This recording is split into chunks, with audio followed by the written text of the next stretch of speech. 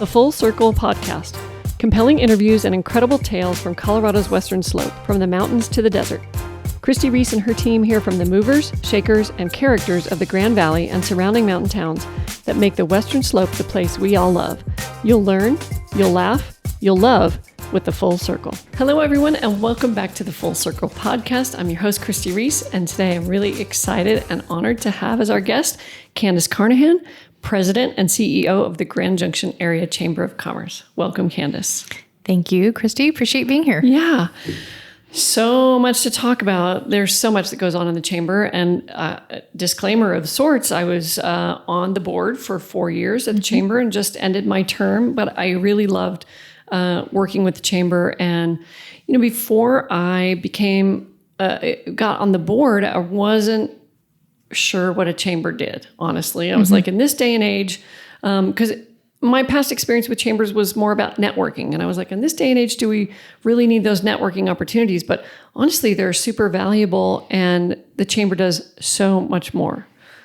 There's a lot to talk about. Before we get into that, we always like to start with a little bit of your history. So you grew up in Grand Junction, correct? I did. Born and raised here in Grand Junction. So proud graduate of Central High School. Nice. Of course, did the traditional walkabout, go out, experience things, but so excited to come back into the community, and now just absolutely honored and humbled to serve this community that I have been a part of my entire life in this role. So yes, very exciting. You went to Colorado State University.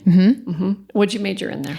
I did. So actually, I majored in speech and theatrical design. So just to show you that your path might be curvy and not what you always intended.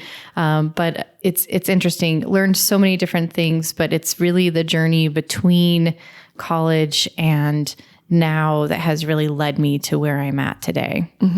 And talk a little bit about that path. What kind of jobs and professions were you in the interim? Yeah, you know, I've always found myself very service oriented in whatever role I've been in. So obviously I've done my time in being a waitress and food service, which so many of us have done, which I think is critical. Should. And they should. I was just getting ready to say the same thing. You learned so much from being in those service related roles. But I did go and work at Walt Disney World for 7 years, where I trained on their traditions and their standards. And when you want to talk gold standards how to make sure that you're navigating service and crafting an experience for people every day, quite frankly, no matter what kind of day you're having, it's potentially the best day of their lives. Yeah. You learn so much of what to do, what not to do, and it really set a huge foundation for me. I owned an event planning company for 15 years, which again is every event is different, every experience is different, and you're trying to please a variety of people in stressful, high expectation scenarios. And I also managed a lot of hospitality in the hotel industry. So I really enjoyed my time at the Stanley Hotel up in Estes Park. I bet that was wonderful. Did my best to stay away from all the haunts and ghouls, but, what a beautiful place to experience hospitality. And really that's just been my path, is finding ways to serve and grow. And I can tell you, no matter what the experience is, I've never been tunnel visioned on the role that I've had. I've always asked lots of questions, said, how are you doing that? Why are you doing that? And tried to just absorb as much of every experience as possible.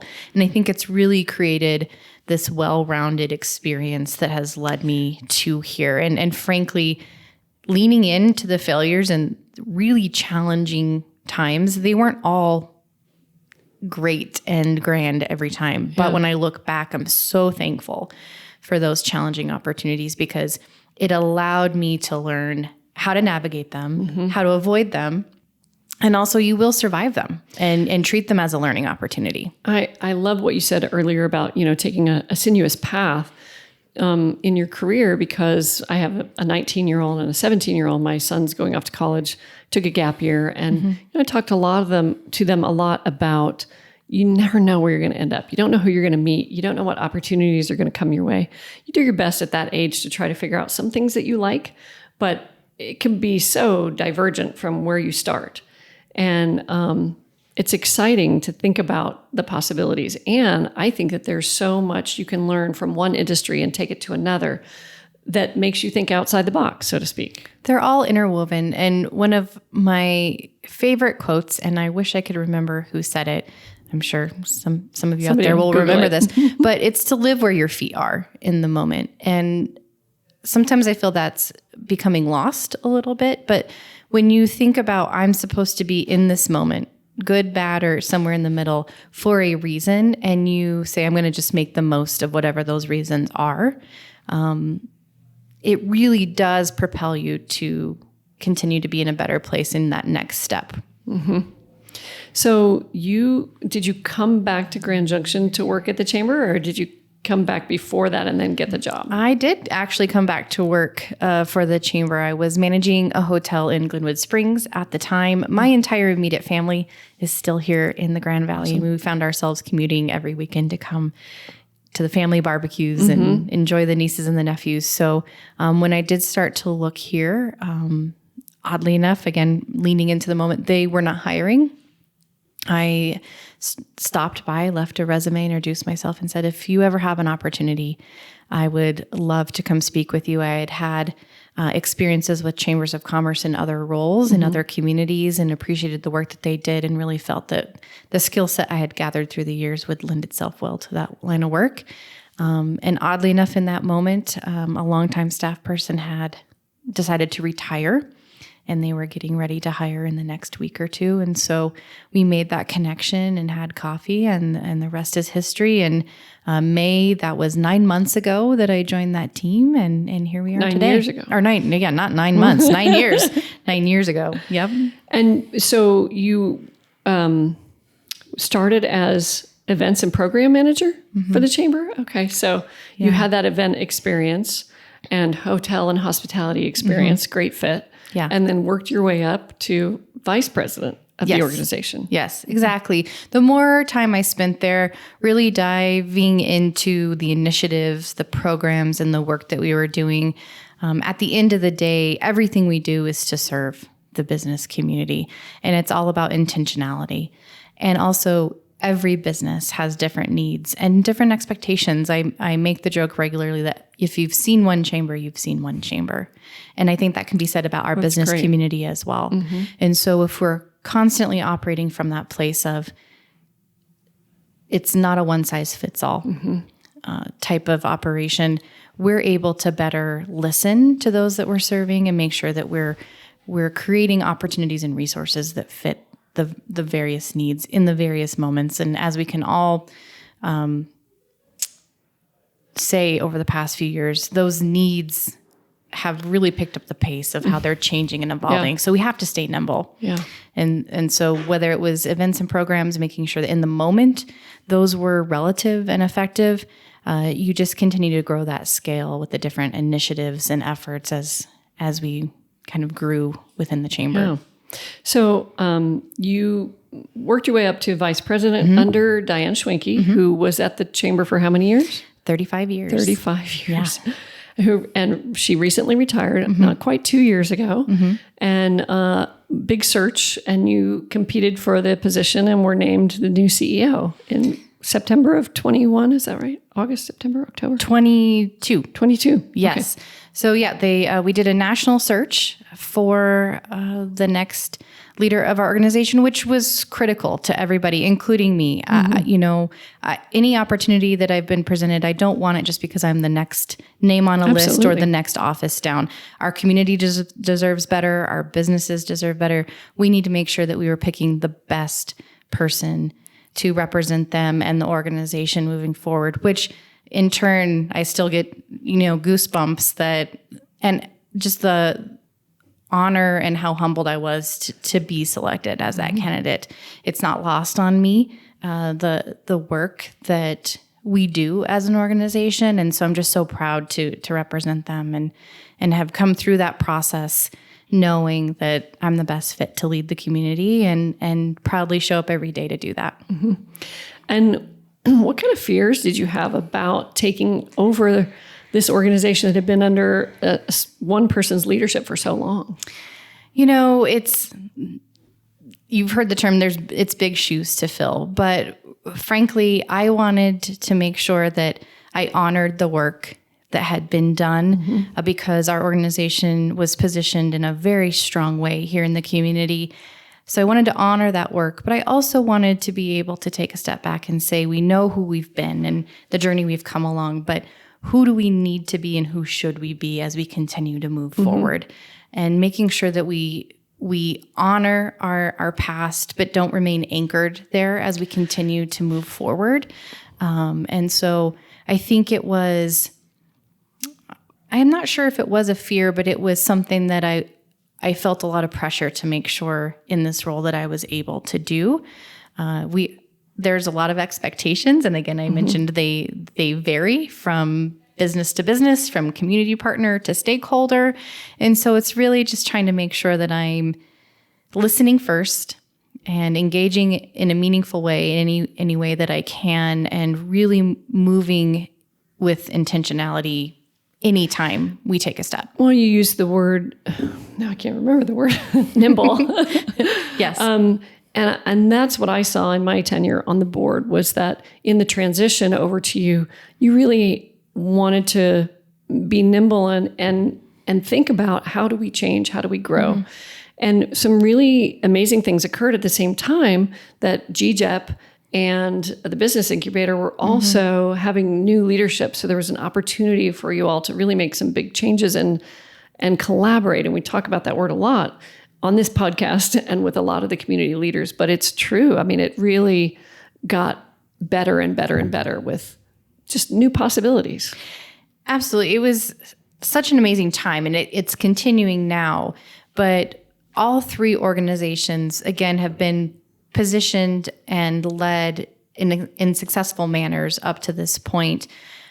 But coming out of the pandemic and the amazing opportunities that our community is currently exploring, it was so perfectly timed to have three new leaders who, while new to their roles, weren't new to the community, except for Delita, who at the same time, I think it was so valuable to have someone with that outside perspective to continue to just... an international perspective at that. Amazing and experienced and just so knowledgeable. So with the different experiences we all brought to the table, and again, being able to acknowledge where we've come from, how we got here, and where we want to go moving forward, in that truly collaborative, not just collaborative for the sake of saying collaborative, but truly, here are the resources. Let's lay our cards on the table. Let's make sure we're leveraging them to the most, the best possible outcomes, but also asking ourselves, who's not at this table that we need to have at this table? Because I think we all three say it regularly and will continue to say it, is it's not about who's doing the work. It's about just making sure the work is getting done for the betterment of the community, because all roads are leading towards success. And work not being duplicated too. Oh, you want to talk about a big waste of resource. It's duplicative efforts. And frankly, when you get outside of our community and talk to practitioners who do similar work, quite frankly, they're shocked at the way that our community comes together and leverages resources and works extremely hard to not duplicate efforts. So many communities, that's the standard. There's no precedent set to say, it doesn't matter who gets the credit, who's doing the work. Let's not duplicate. Let's put all of our money into one pot and move forward and make sure those efforts are maximized. And so, yes, duplication is a huge barrier to actually making things effective when you're talking about resources. And to have leadership in all the organizations that realize that and say, that collaboration is so important, and how do we get rid of the waste? Well, Christy, it's not easy. I'm sure it's actually very easy to give in to duplication and siloing of efforts and just going about your business, and let's another party over here go about their business, and you cross paths when you're walking down the street. It takes a commitment, and I actually compare it to a marriage. Marriage is work. Collaboration is work. You have to invest in it. There's times that Things are going great. There's times that there's challenges. There's times that you may agree, disagree, but looking at that and saying, we're going to come out of it for the better on the other side is the approach that we're taking. And it continues to lead to very exciting results. I want to circle back to something that I mentioned at the beginning, which was, what do you believe is the role of a chamber of commerce in today's technology-driven marketplace? How do you support businesses? And I mean, give us your elevator speech when you meet somebody that maybe doesn't know what the chamber does or is not a member. Yeah, that's a great question. And I think you nailed it earlier on when you said that originally the first thought that comes in your mind is that networking piece. But that's just one of the tools in the toolbox. The chamber's role in the community, if I could sum it up in one word, is to be that convener. We aren't responsible for creating all of the solutions, creating all the resources, but what we should be is a pathway to those resources and those solutions. We should be a pathway to representation, making sure that the business voice is heard throughout all the conversations, whether it's at the local level, the state level, the federal level. We should be that early warning system for our community so that we know if there is a barrier or a burden that is truly preventing success within our local businesses, our economy, that we're able to raise our hand and say, community partners, that we have this collaborative web woven with. This is something that is increasing in nature. Let's tackle it collectively so that we don't have businesses leaving our community, businesses who no longer want to look at our community to come into, or that the businesses here aren't growing and thriving. Because if you're not growing, unfortunately, you are moving the other direction. And we often hear, we don't want to grow, we don't want to grow. Not everybody loves growth. I think when we define growth, it's an intentionality, because it's like a weed in a garden. It's going to grow or it's going to die. And we definitely don't want to die and shrivel up in our economy, but we can be very intentional with the growth that we're having so that it is sustainable. And so as a chamber, we want to make sure that we are constantly engaging with the business community, the various industries, all shapes and sizes, saying, how is it going? What are your big barriers? What resources do you wish you have that you don't have? And we're able to leverage that convening skill to bring all of our partners, all the resources to the table and say, this is the work that needs to be done. Do you think that the general public or the business owners in our valley and the members of the Chamber of Commerce give you enough feedback? I mean, are you getting calls every day from your members saying, I'm struggling with this? Or is it something you have to pull out of them? Hey, tell us what you need help with. No, another great question. We do receive a lot of feedback and we do a lot of polling of feedback. I think it's mixed. There's no such thing as too much feedback. Right. So we could always use more. The biggest advice I can give to our business community is if it's something on your mind, it's probably on the mind of another business owner or operator. So share that with us, talk about it. And we've tried to change up how that works too. It's not just these one-to-one staff member go out to a business and talk about it. We've also tried to create new peer groups so that you're talking about it with your fellow business peers. So how are you navigating it? Are you experiencing it? Gives us the opportunity to listen to the various ways it's showing up, because in different industries it can look and feel differently. But again, our role, I think, is to make sure that there are opportunities to share that feedback at every moment, anytime that a business is willing to do it. But we also can't be afraid to ask for the feedback. And frankly, I think that's where some communities and organizations get into trouble, because maybe they don't want to hear the answers that are coming. But feedback, I have always said, is a gift. Good, bad, anything in the middle. It allows us to operate from a truly open and honest space and we don't want to do busy work. We want to do effective work. And that's how you get to being effective, is asking the hard questions, no matter what the answers look like on the other side of it. And the pandemic obviously was a super challenging time for businesses. And I think the Grand Junction Chamber really rose up to meet the challenge. talk about how things went through that for the chamber and where you are on the other side. And is your membership stronger now because of that time? Yeah. So the pandemic it obviously was a challenge, but I can't be more proud of how, as a community, we navigated it. And there's a couple things that contributed to how that happened. First of all, I go back to that convening role and how we work very hard to establish relationships with all of our community stakeholders and leaders. When we found ourselves in a crisis, we weren't trying to build relationships with all these partners and then find solutions. We were able to say, we're the chamber and we're going to say it's got to happen this way. Yeah. Instead, it was already a steady rhythm of relationships where we can say, health department, city, county, business community, let's all get in a room and say, what do we have to do to support our businesses and keep their doors open? And everyone laid any additional agendas they were working on at the door and said, I'm all in.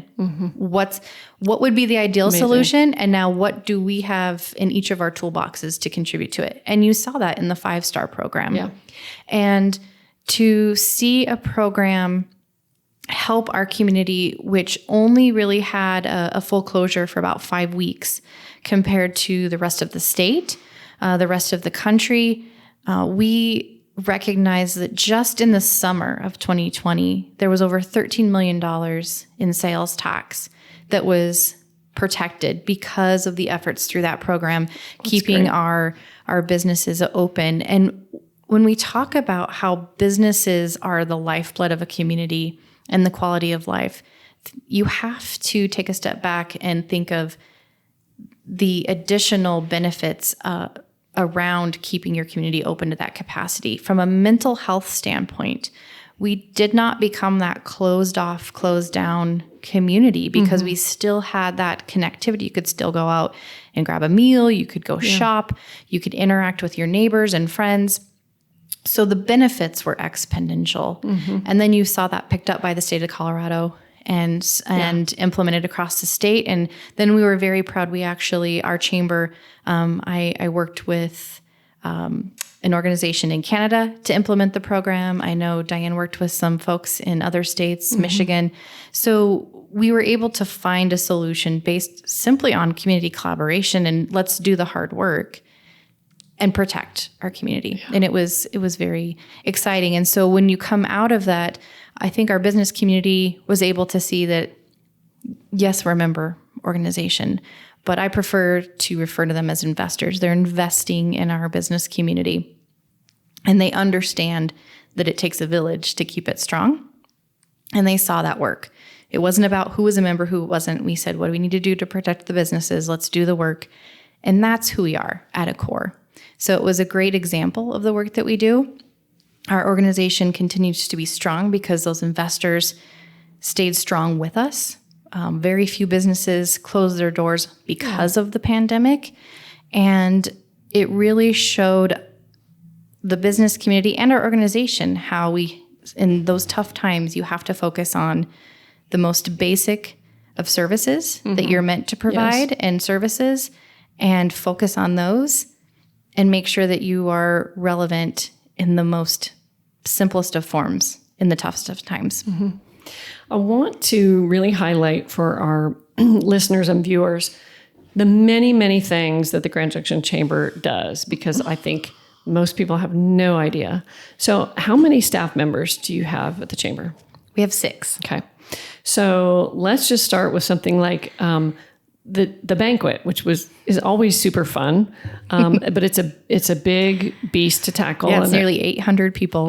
A big organized event, but really fun. And that's not the only event you put on every year. I mean, you've got the economic outlook and all kinds of other things. So talk about some of the events first. Yeah, so we actually provide over 150 opportunities throughout the year to engage with our business. So we're talking weekly leads, groups, and opportunities, luncheons throughout the month, whether it's a networking luncheon or a quarterly membership luncheon that is typically sharing a resource or an expertise from outside the area. Of course, our big ones like our annual banquet, our economic outlook, we really put an emphasis this last year on branching out to our young professionals in our community. We do run the Young Professionals Network here in Mesa County, but we started up a Young Professionals Summit and a Best Slope Next Gen Award. We want to make sure that our young professionals have a seat at the table now, not when someone retires or someone moves to another community. The perspective that they're bringing to the table, while at a different point in their career development, is still incredibly valuable. Definitely. And what a resource that we need to make sure we're including and protecting. So that's been a big focus and a big increase in our programming around young professionals. And of course, you have your business after hours.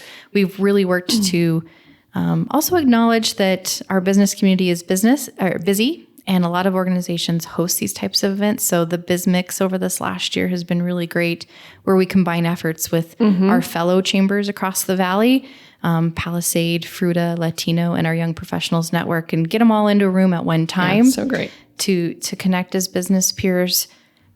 You know, the short story of all of this is just so many opportunities that are all different shapes and sizes based on a business's comfort level, time.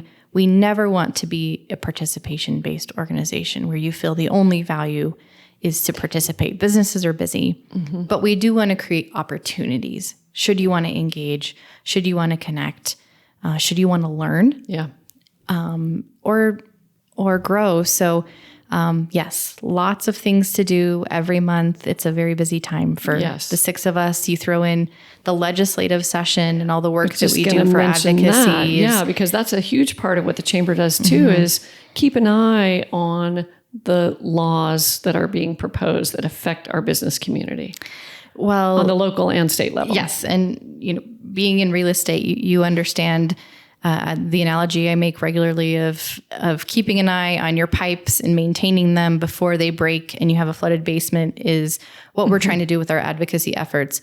When we talk to our businesses, the continual addition of regulatory burdens continue to add pressure, and it's from a cost standpoint, from an administrative standpoint. So as a chamber, we have to make sure that we're working with our coalition partners across the state to craft good policy, push back on bad policy, because it is very difficult out there. It is hard for businesses. Running a small business. The costs are increasing. Yeah. We want to stay competitive as a state, and I can tell you the states surrounding us are ready to take whatever we push out.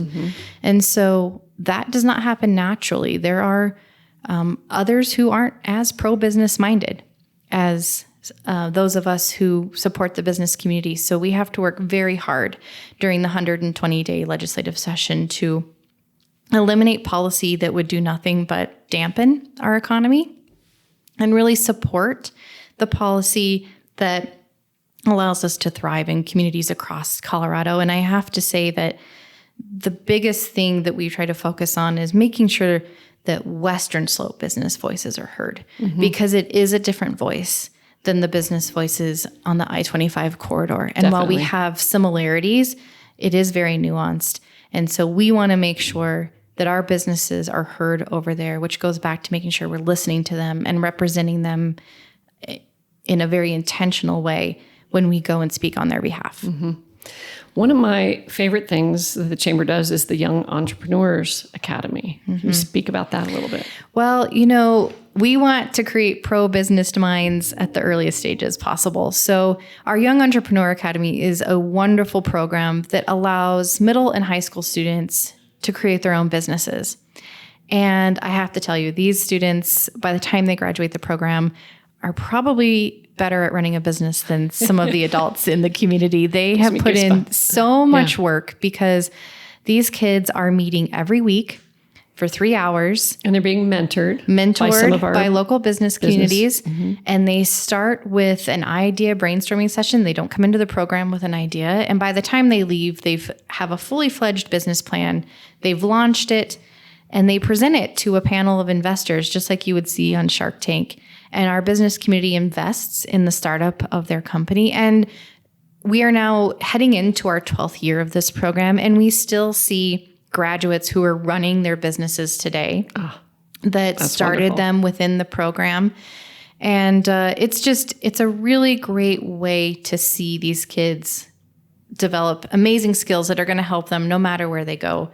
but also take a passion and an idea they have and launch it. It's absolutely thrilling. So great. Love seeing them on stage at the banquet. Oh, yeah. And always a highlight. And hearing about the businesses, definitely. And then, of course, the leadership. It's the leadership, what do you call it? Yeah, our Mesa County Leadership Program. Business leaders are critical to community health and connectivity. And so again, we want to make sure we're playing our part in cultivating a strong pipeline of leadership. And leadership at its most basic core has to start with a good knowledge of how things work. And so over the course of 10 months, we have leaders from across our community who are at all levels in their career spend time with us on this program. And they're exploring everything from our K through 12 system, how water works here in the Valley. Not too many people get to walk across the roller dam up in Tibet Canyon. It's pretty exciting, but we really want to pull back the curtain and connect them with community leaders, elected officials, experts on how our community continues to thrive, and also where some of the fragile points are so that we can, as a business community, work to protect that. And hopefully the goal is to have graduates not just be excellent in the business that they're currently in, but excellent leaders out in the community, all working to keep us truly vibrant. So the leadership program is an application process. It's not just one, come all. You only have so many spots, and they're very coveted. They are. We typically accept between 20 and 30 applicants. It's kind of grown throughout the years, but we want to keep it nice and intimate so that they're building a strong network with each other, but also that allows us to get them access into some places that they might not be able to. But for every one applicant that we accept, we have one applicant that we aren't able to take. And it's so difficult because 99% of the applicants are very worthy and great individuals, but it is highly coveted. And so they apply, we do an interview process, and then we kick off in the fall for that 10 months of classes. So we are just getting ready to gear up and start our interview process and whittle it down for our next fall class. Fantastic. But if you ever see the opportunity to apply, we do highly recommend it because it is a really great way to get to know your community better and truly become engaged. Everybody that I've talked to that has gone through the program has said it's life-changing, really, and so eye-opening about all the processes that go on and what our public servants do, how much time they put in. Just so many of the organizations. It's like when you watch those shows, How It's Made or something, you're like, wow, I had no idea. Exactly. Yeah. It literally is how our community is made and continues to keep going. So what other things does the chamber do that you want to highlight? We could talk for hours about all the different things, but a few more things that maybe you're excited about? As we continue to talk to our business community, when we hear what's keeping them up at night, it's really critical that we don't say, well, thanks for letting us know. We'll come back in a year and we'll ask you again. And regularly we hear workforce development is such a challenge, and we're all feeling the shortage in skilled workforce, retaining employees. Again, when we're looking at barriers and burdens, we talk about regulatory and policy, but workforce is a huge barrier and burden right now. So at the chamber, we are very excited about our new initiative that we started this last year called West Slope Works. And this is really an effort to acknowledge the talent pipeline as a whole. And so we know that K through 12 is critical. You're shaping skills that are crucial to be successful in the workforce. Obviously, your early entry jobs are very critical as you continue to build your skills. But how do we continue to upskill them and reskill them so that it is a long-lasting career and we're creating generational mentorship back to those who are maybe a little bit earlier in the pipeline? And so by bringing together our partners that form this workforce ecosystem across the Valley, we really are trying to create opportunities for our local employers to offer work-based learning opportunities, knowing that traditional conversations have been, what college are you going to? And they really need to shift to what career do you want to explore? And post-secondary is so critical to that success. And that can be a 4-year or 2-year degree. It can also be trades. It can be cosmetology. It just needs to be something to help grow your skills. So how can we push our high school graduates into those post-secondary options? And a lot of it is by igniting passions they already have. And so as adults in our lives, how can we look at our youth and say, they're very passionate about this, and that can translate to this type of career and helping them find those pathways. And obviously CMU is a big partner in this effort because we would like to keep those CMU educated students in our community as much as possible. How are you partnering with CMU on this initiative? Absolutely. So it's a partnership of both CMU and School District 51. So we're trying to capture them in critical developmental times in 2 spots. And so obviously in middle school and high school, we work to try to get them thinking about career paths. But when you go to CMU, they have so many amazing options for concurrent enrollment. With the new tuition availability through CMU Tech, we can be lending resources to our younger K through 12 students earlier on in the process. And then as they get into CMU, we're working really closely with their career services team to connect college students while here with our local employers, start building that network so that when they graduate CMU, it's not this cliff that they come to where they're making this huge transition in their life where they're now leaving college. Do they stay in Grand Junction? Do they go? They get a full-time job. The whole rhythm of their life changes when they graduate college. So if we can start plugging them into the community, and again, that Young Professionals initiative is really focused on that as well with our college students and helping build that community around them so that when they graduate, hopefully they've interacted with our local employers, have some opportunities, built out some networks and relationships so that transition is a little bit more seamless. And this community is able to retain that amazing talent that's being cultivated within CMU right now. Yeah, wonderful. What do you think is the biggest challenge facing specifically your Chamber of Commerce right now?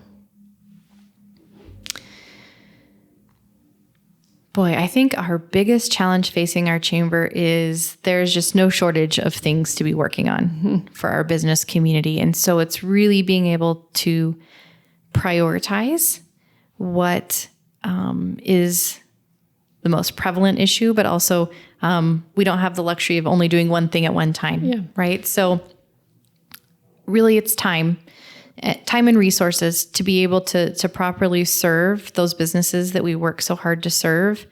And a challenge I always give to our team is to just always be listening, always be willing to pivot because it can change so quickly. And a lot of the work that we do, it's a long game.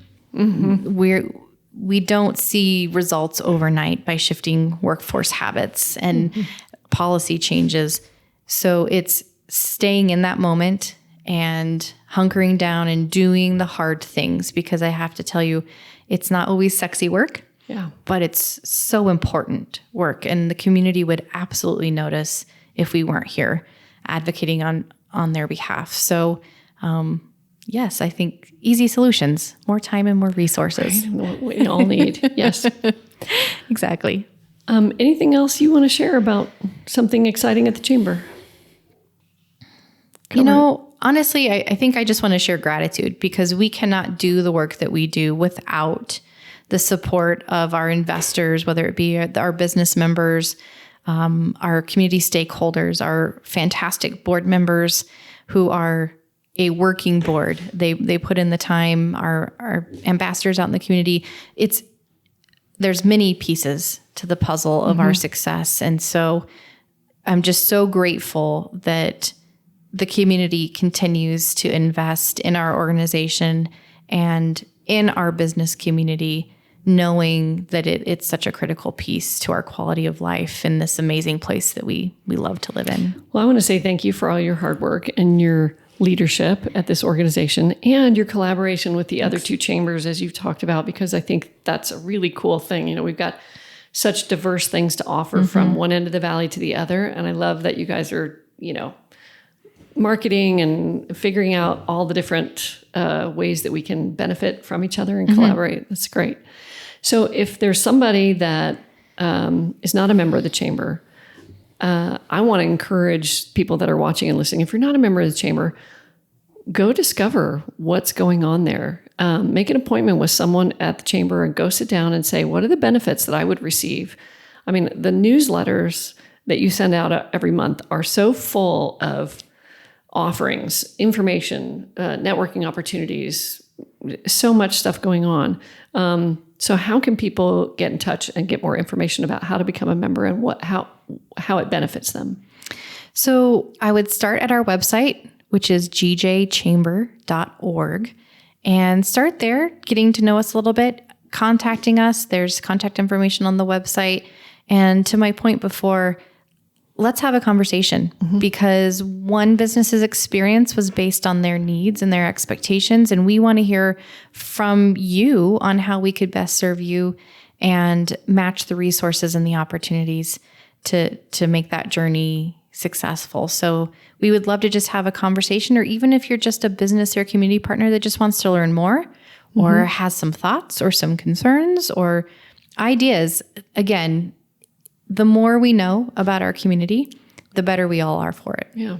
Wonderful. Well said. Thank you, Candace Carnahan from Grand Junction Chamber of Commerce. We appreciate you being here today. And make sure you go check out the website. And thanks for watching and listening. And we'll see you next time on the Full Circle podcast. Bye. Thanks for listening. This is Christy Reese signing out from the Full Circle podcast.